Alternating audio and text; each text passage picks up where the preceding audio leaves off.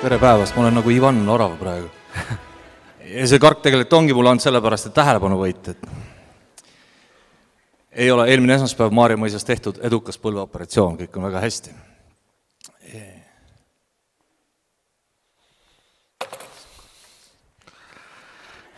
Niiviisi. Suur tänu, et mind kutsusite. Ma alati tänan neid korraldajaid erinevatel seminaridel ja konverentsidel, kes mind kutsuvad rääkima riigikaitsest. See teeb minu tegemise lihtsamaks. Eesti Kaitsevägi osa laiapindsest riigikaitsest, kogu riik, ja mina pean rääkima sellest kõigile selleks, et meie toetus oleks suurem ja ma ei pea silmas mitte moraalset toetust või organisatsiooni mingit mainekujundust, vaid ka seda, et inimesed oleksid ja organisatsioonid, ettevõtted oleksid valmis riiki kaitsma ükskõik mis hetkel. Ma räägin põhimõtteliselt kahest asjast. Kõigepealt ma räägin sellest, kuidas meie tajume ohtu, ja see on mul ühel sellisel hästi lärmakal slaidil siin näha. Ma kohe lähen nende tükkide juurde. Ja siis ma räägin, kuidas me sellele ohule vastame, ja läbi selle ma üritan anda mingeid viiteid ka meie majandusele, meie majanduse võimalustele ja võib-olla ka teie rollidele. Kusjuures ma ei teadnud, kes on minu enne mind kõneleb. Et kui te siin näete, et relvi tehakse rahas, siis ma tõesti ei teadnud seda. Enamgi veel, ma saatsin just ühe e-maili, oleks võinud niisama rääkida. Meie ohutaju. Me oleme täna ajajoonel. See on see rahuaeg, ilus sinine aeg, ja siin kuskil võiks midagi hakata juhtuma. See kollane märgib ohuindikaatoreid. See kollane Ukrainas oli jaanuaris 22 päris kindlasti. Oranžis me nimetaksime seda kaitsevõime või lahinguvalmiduse tõstmiseks, ja see juhtus Ukrainas veebruaris 22. Ja punane on siis see, kui on täiemahuline sõda. Nüüd, mida ma sellega tahan öelda, et meil on täna päris palju aega. Ma lähen selle aja juurde tagasi. Mis on nagu oluline, et see, kui me märkame, et nüüd läheb jamaks ja me tõstame oma kaitsevalmidust, siis see aeg on väga lühike. Mitte sellepärast, et meie eelhoiatus oleks kehva, vaid iga valitsus, iga kaitseväe juhataja, iga inimene lükkab seda ohtu psühholoogiliselt kaugemale. Ta ei taha teha mingit samme. Ei teinud ka ukrainlased. Sa ei taha, et investeeringud läheksid riigist välja, inimesed oleksid paanikas, et vastane näeks ja nii edasi. Nüüd, aga kindlasti meil on aega. Meil on aega ettevalmistuseks, ja kui ma ei tea, kes meile annab otsustusjulgust, siis me otsustame ka. Ma arvan, et minul seda otsust teha enam ei tule, selleks mul liiga vähe aega jäänud, aga ma ei kahtle minust järgmises mehes mitte üks gramm ja teistes kindralites ka mitte. Ja tegelikult me seda kõike, vähemalt kord aastas viimasel ajal oleme teinud ka valitsusega neid samu mänge, et mis otsuseid me peame vastu võtma. Aga nüüd ajast. Kõik need, kelle matemaatika on enam-vähem, andke mulle andeks minu valem, aga kui me tahame arutada, millal algab Venemaa agressioon, siis on seal punasega kirjutatud. Kõigepealt valemi number 1 on miinus Ukraina, ehk siis Venemaa peab Ukraina sõjast kuidagit moodi välja saama. Mis see väljasaamine tähendab, ma võiks sellest pikalt rääkida, aga põhimõtteliselt on tal täna seal üle 400 000 sõduri. Ma arvan, et kui ta 200 000-ga välja tuleks ja see kuidagit seal külmuks, siis me võiksime öelda, et ta on Ukrainast väljas. Pärast seda on tal vaja mingisugust aega, ja nüüd see sõltub see aeg, mida ta korda tahab saadata. Kas see on 1 või see on 5 aastat, on see 3 aastat, seda me täpselt ei tea, veel korra sõltub sellest, mida ta tahab korda saata. Mina arvan, et ta tahab katsetada sõjalist agressiooni selleks, et luua ebastabiilsust. Mitte okupeerida Vilniust või Tallinnat, vaid piisab ühest sõjakäigust, kus ta puht sõjaliselt võib ise saada lüüa, aga pärast minnes tagasi oma piiri taha, teades, et keegi üle sealt niikuinii enam temale järgi ei tule, hakkab ta seda koledust ekspluateerima, ja ma arvan, et ühiskondades ja riikide vahel organisatsioonides ei ole see väga keeruline, kui me näeme NATO territooriumil sellised putšasid ja irpeneid, või me näeme seda liiga kaua ja liiga palju. Nüüd 3. faktor selles 2V on maailm. Isegi kui tal on aega 3 või 5 aastat ette valmistada millegiks, siis maailmas peab tänasest oluliselt midagi kehvemaks muutuma. Sõda Taiwanil, Balkanil, ükskõik midagi sellist. Ja kui need 3 asja on täitunud, siis on ainult üks asi veel ja see on meie enda valmidus koos NATO-ga. See on ainuke faktor, mida meie muuta saame. Noh, ei ole mõtet kaaluda siin Venemaad ja rääkida Putinist või kellegist teisest. Ma ei arva, et see on väga otstarbekas nuputada, kas nad teevad või mis nad teevad. Nad on näidanud viimased aastad, et kavatsus nendel on ja võimet neil ka. Ja nüüd sellest sõltub, kas see asi juhtub või mitte. Kui me valmistume, siis võib-olla ta mõtleb ümber. Aga me ei saa mängida sedapidi, et me heidutame ja siis äkki jääb ära. Ei, me peame selleks valmistuma, sest iga kord, kui me pöörame rõhu heidutusele, siis me jätame midagi tegemata, mis ei tundu väga pakiline. Vaadake oma kindlustust majades, ettevõtetes, automaatseid või muid tulekustutussüsteeme, tervislikke eluviise, me teeme seda iga päev. Kui me arvame, et midagi ei tule, siis me hakkame kuskilt kokku hoidma. Nüüd see, millega me täna tegeleme, kõigepealt, millal tuleb NATO, on ka tavaline küsimus olnud. NATO on täna siin. Täna on NATO üksused siin, ma räägin sellest pärast veel, tegelikult oleme me ise juba NATO üksused. Me oleme allutanud, erinevad sõjajuriidilised terminid, aga põhimõtteliselt me oleme allutanud täna väga suure hulga oma vägesid, integreerinud neid liitlaste vägedega ja oleme allutanud selle NATO-le. Meie tänane põhiraskus on teha kaitseplaanid, viia läbi õppused ja teha investeeringuid. Nende investeeringutega on veidi kehvasti. On öeldud 1,6 miljardit on puudu laskemoonast ja see on enam-vähem õige arv. Me arvutame seda kõike täna veel korra üle, aga põhimõtteliselt, kus see number tuleb, see ei ole päevades vastupidamine. Me ei sõdi päevadega, vaid me sõdime Vene agressiooniga. Sisuliselt on meil võimalik täna kokku arvutada kõik need nii-öelda sihtmärgid, mis meie kallale võiksid tulla, korrutame koefitsientidega ja tõenäosustega ja me saame teada, kui palju meil peaks olema moona ja ma ei jäta kuskile kõrvale praegu liitlasi. Meil koos liitlastega. Ja lõpuks me jõuame ikkagi, et selleks, et meil võimalikult vähe aega ja võimalikult väheses kilometraažis oleks putšasid, on meil vaja nii palju moona juurde. Kui meil ei ole seda moona, siis juhtub nii, nagu ütles näiteks kindral Ühtegi. Venelane võib jõuda Tallinnani, aga seal ta ka sureb. Mina isiklikult ei tahaks seda eriti palju Narva sillast kaugemale lasta. Mida parem on meie laskemoon, seda vähem ta meie territooriumile jõuab, seda vähem on kaasnevaid kaotusi elanikkonna ja taristu ja kõige hulgas. Selles, et me võidame, seda on kuskil ka tsiteeritud, mina ei kahtle. NATO lihtsalt on tehnoloogiliselt jätkuvalt üle. Mul ei ole selles mingit küsimust. Küsimus on, kui kole see meie võit on. Ja see on põhjus, miks me peame investeerima, miks me peame läbi viima õppuseid. Ja võib-olla veel üks asi, miks me oleme valinud veidi teise tee liitlaste siin olekus. Me planeerime ja harjutame, et see NATO oleks siin, läheks suuremaks. Lihtsalt arvutus, et kui me tahame, et meil oleks siin brigaad, mehaniseeritud brigaad, umbes 5000 inimest, me peaksime ehitama uue Tapa linnaku. See on, leedukad on arvutanud üle 500 miljoni euro. Mina paneks selle puuduvasse laskemoona ja osa sellest paneks õppustesse ja harjutaks neid üksused siia tulema. Teiseks, ma ei tea täna ühtegi riiki, kes väga tahaks tuua oma 5000 sõdurit siia, kes alaliselt siin on. Meie ei taha tihtipeale saata 30-ki kuskile Aafrikasse. Ja see on nendele riikidele kulukas. Ja isegi kui see kõik majanduslikult toob sisse ja me täna seda näeme Võrus ja Tapal, siis on üks asi, mida me oleme näinud ka mitu aastat ette ja see tekitab väga suure probleemi meile, see on väljaõppealad. Nursipalu väljaõppeala on vaja peamiselt meie enda üksuste jaoks. Kui me tooksime siia veel 5000 mehaniseeritud üksuse võitlejat, meil oleks vaja veel ühte Nursipalut sõna otseses mõttes. Ma ei pea õigeks sellist konflikti korraldada.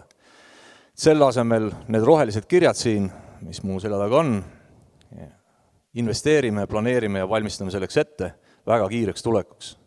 Ja ma jõuan järgmise slaidi juures selleni, kuidas see kõik töötab. Nüüd natukese Venemaast ka veel. Venemaa, see nool, see läheb üles. Venemaal on täna vägesid rohkem kui aasta aega tagasi Ukrainas. Inimesi on rohkem, tanke on rohkem, suurtükke on rohkem, kõike on rohkem.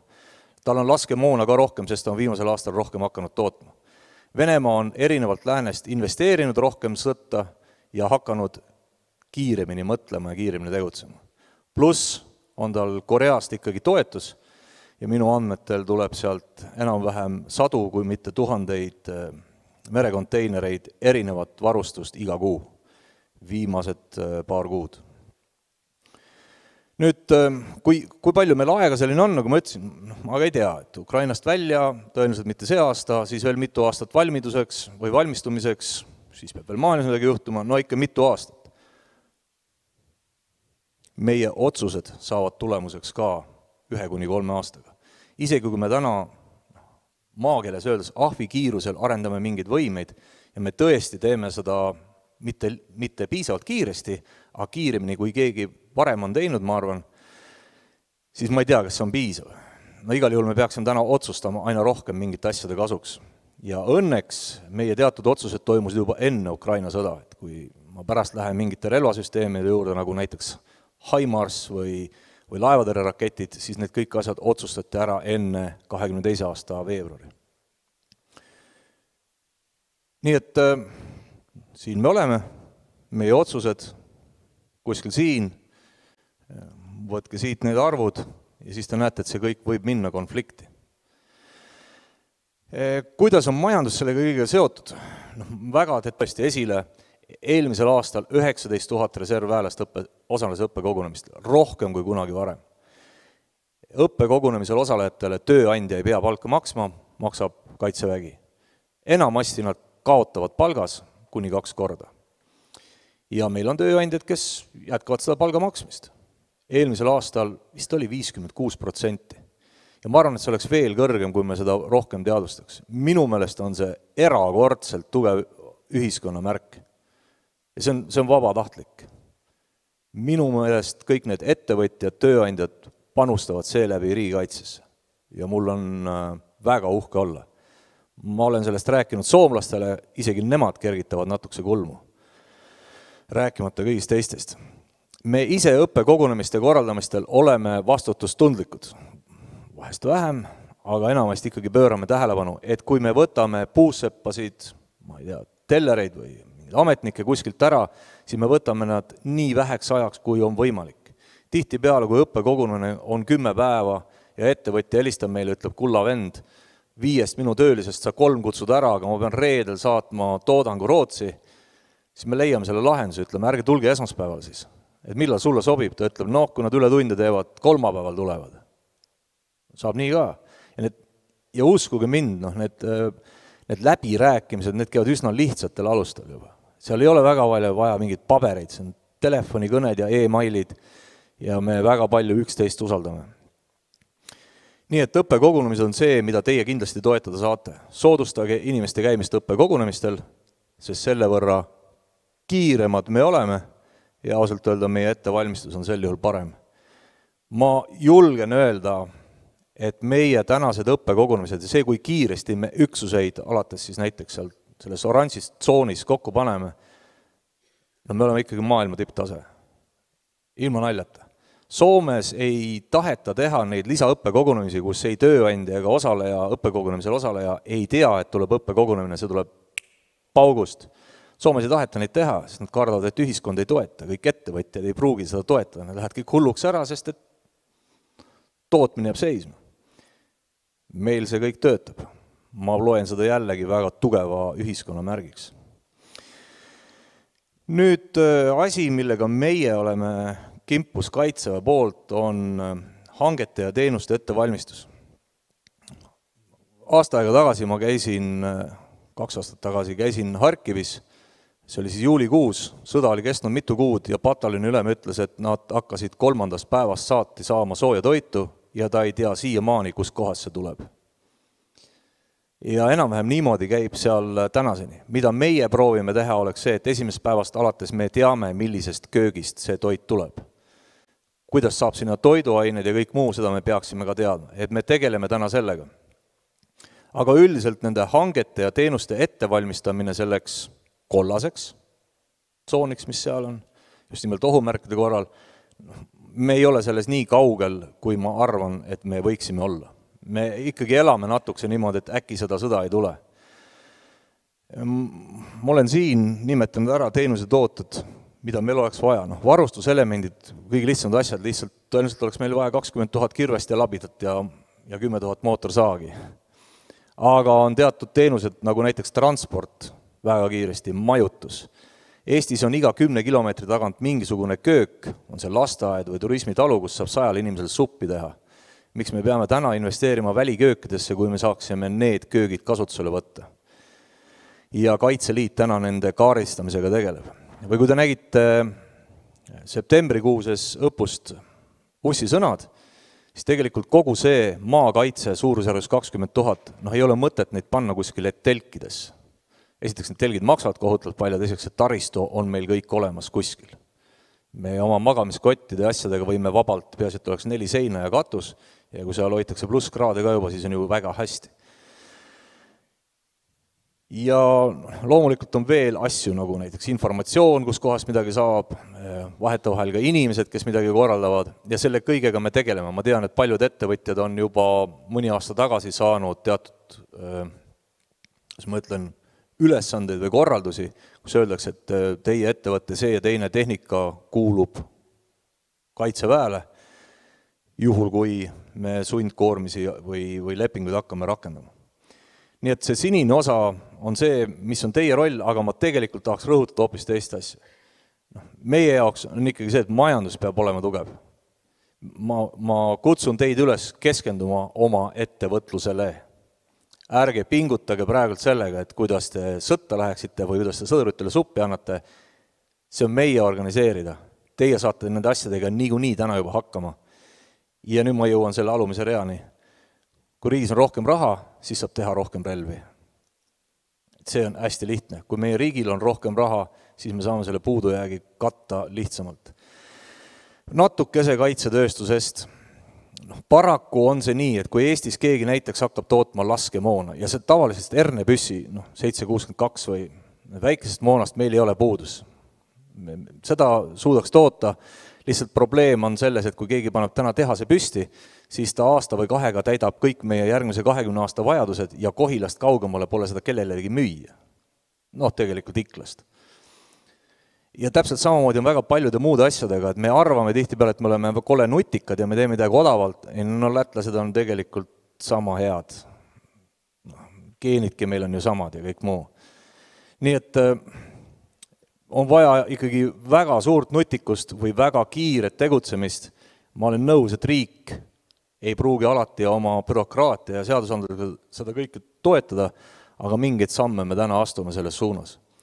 Aga veel kord, kui täna küsida minu käest, kuhu investeerida, siis see on kõik see, mida me ohu korral ei saa osta, rentida, laenata, lunida, paluda, võtta, ma ei tea, ükskõik mis, ehk siis see on tegelikult laskemoon. See on kõik see, mida me ei saa täna poest kohe osta. Tekke, magamiskotte, tatartangu, vett, veoautosid, neid on Eestis piisavalt palju. Need me saame alati siis osta, ükskõik siis, või laenata või midagi muud. Et see on see üldine pilt, aga kui see kokku võtta, siis veel kord, meil täna ei ole ohtu. Ja see asi siin, see Ukraina sõda väga palju meid päästab. Oleks küüniline öelda, et mida kauem, seda parem.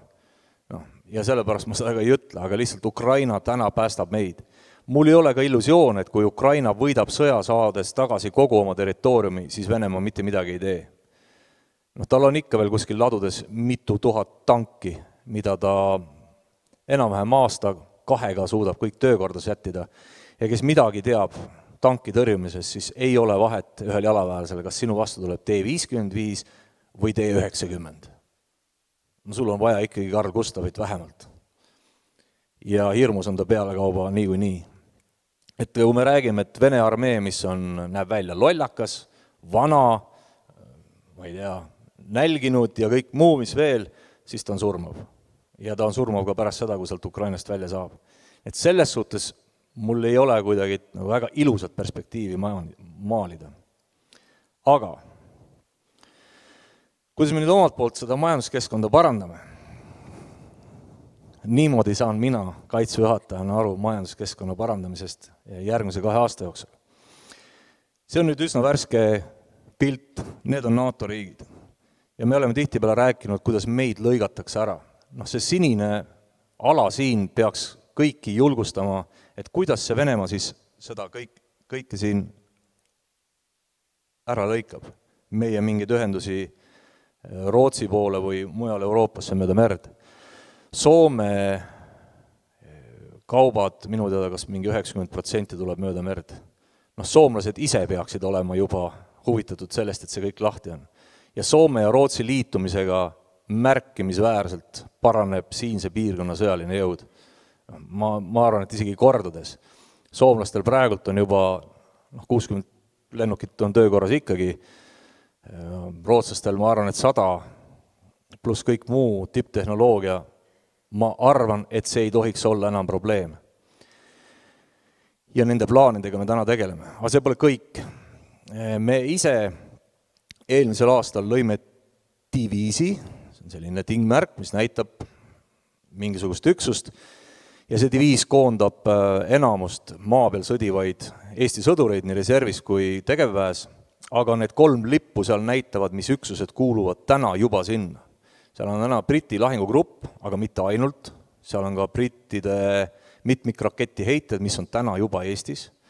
USA pataljon, mis paikneb Võrus, alaliselt kuskil 400-500 inimest, aga nende HIMARSid, mitmikraketiheitjad laskekaugusega 70–350 kilomeetrit on täna Eestis.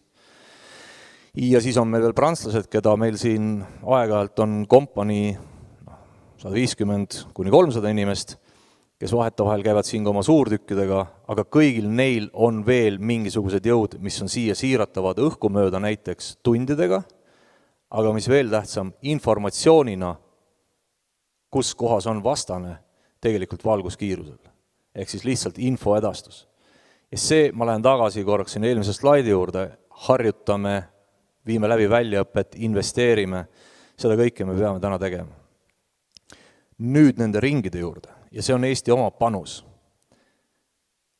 Kui me vaatame seda oranži ringi, siis see kujutab keskelt nagu raadiusega siis 70 kilomeetrit laskekaugust K9 kõu iseliiku suurtükk. Eelmine nädal katsetati laskemoona, see aasta on see laskemoon kohal, enamasti ta laseb kuskil 30 kilomeetrit, aga umbes meetrise täpsusega moona me ostame juba see aasta 100 ja sellega laseb 70 kilomeetri kaugusele. Kollane ring seal 90 kilomeetrit varitsev õhuründemoon või tapjatroon või kamikaatsetroon mini-harpi jõuab Eestisse sellel aastal laskekaugus 90 kilomeetrit. Sinine ring 280 kilomeetrit, Blue Spear laevatõrje ja rakett. Ma julgen öelda, et see on meil veebruarikuus saati relvastuses ja hakake nüüd seda sinist ringi mööda Eestimaa punkte liigutama, te näete, kuhu maale me ulatame. Ja lõpuks siis punane ring, mis on HIMARS, laskekaugus just nimelt üle 300 kilomeetri. Ja mida ma selle kõigega öelda tahan, et kujutage nüüd ette, et Leedu, Läti, Soome, Rootsi teevad samasuguseid asju. See on see, kuhu maale me ulatame. Miks on see tähtsam kui mehaniseeritud brigaad, kus on tankid? Juhul kui Venemaa peaks teostama agressiooni, siis meie võime viia efektid kohe tema territooriumile. Ja see on heidutus. Tegelikult esimene strateegiline dilemma, mis Venemaal on siin läbi 30 aasta, on ühendus Kaliningradiga. Kuidas kavatseb pärast agressiooni algust Putin viia kartulit Leningradist Kaliningradi?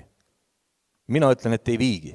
Ja see on see põhjus, miks Suwalki ei ole meie probleem. Isegi Eesti, ma ei tea, kui palju me meritsi sisse toome 60% või midagi nii. Kuidas see Suwalki järsku meie probleem on? Suwalki on ainukene võimalus võib-olla Venemaale viia Kardulast Kaliningradi, aga siis ta peab astuma Poola territooriumile. Ja Poola ei ole enam Balti riigid. Nii et veel korra, meie ei ole agressiivsed, aga selles seisnebki see sama heidutus, et meil on olemas ettevalmistus ja kui Venemaa astub samme, siis meie võime alati astuda ka samme. Nii et meie oma ühendused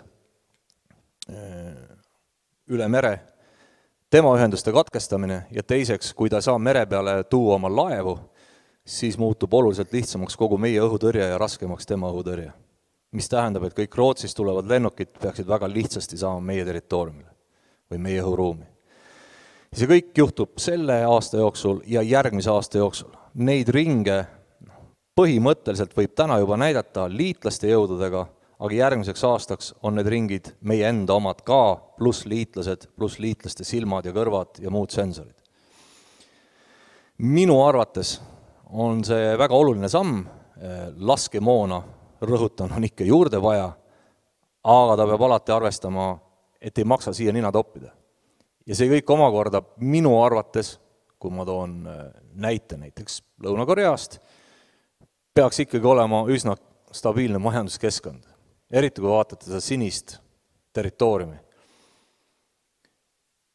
Ja peaks julgustama kõiki. Ma olen olnud sunnitud näitama seda oma 25-aastasele tütrele, kes arvas, et siin viimasel ajal võib-olla oma maja teist korrust ei peaks välja ehitama, et kõik läheb sõjaks. Ma seletasin talle samamoodi, ma ütlesin ehita, elu läheb paremaks.